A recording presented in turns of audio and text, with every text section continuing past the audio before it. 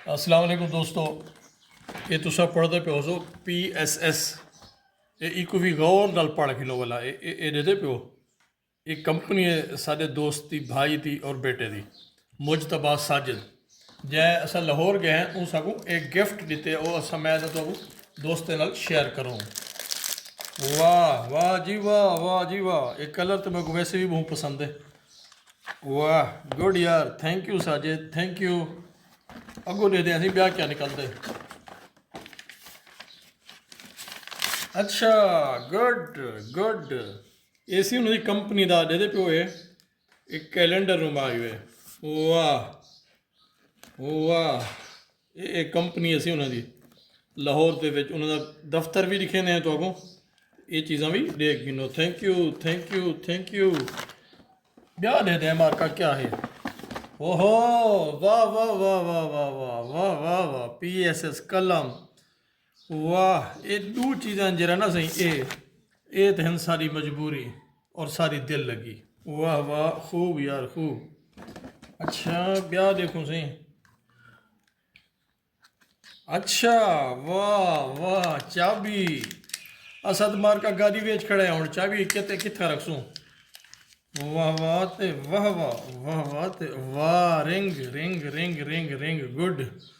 ये भी PSS ਦਾ ਹੀ ਵੇ। ये देखो मार्का, वाह थैंक यू यार थैंक यू। ये लो देखो मार्का हूँ ये देखो खाते क्या है। मेरे ख्याल ये भी एक कैलेंडर है। हाँ ये भी कैलेंडर है मार्का। चलो एक ही अच्छी जात के दोस्तों गिफ्ट दे सुडू जा। वाह गुड, वाह वाह वाह वाह। ठीक ठीक यार, हाजिर सही हाजिर हाजिर सही हाजिर। मेरे ख्याल ये भी वो खाता है बीमार का।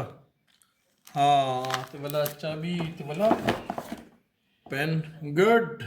चलो एक गिफ्ट ऐसा कहीं बे अच्छे दोस्त को दसूँ और एक के जो असा अपने पास रखसूँ इंशाअल्लाह।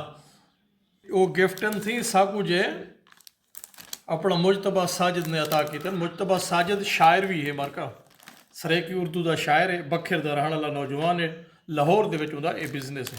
वाह मेहरबानी मुजतबा साजिद जीवो हो।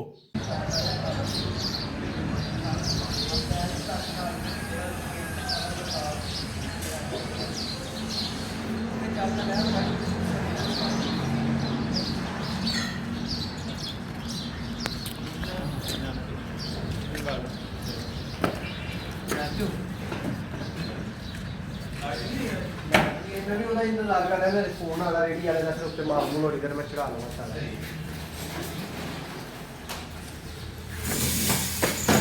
ये सारा स्कोर है जी। तो सारी चीज़ें स्टोरेज है।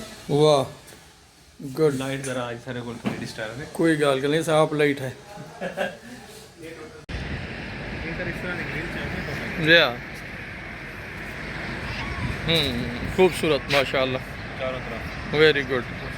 भले बेहतरीन जाते होते हैं।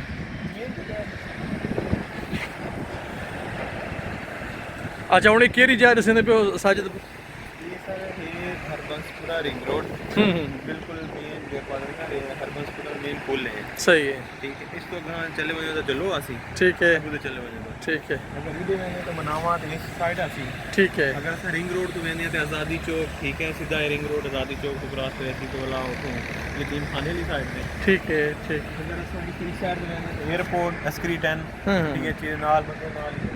ठीक ये अस्करी 10 बिल्कुल सामने है। ठीक है। तुम्हारी रिहाइश बताइए ना। जेको फौजियों का एरिया है वाला अगर वापसी तो वञो पूरा मतलब पीछा लाहौर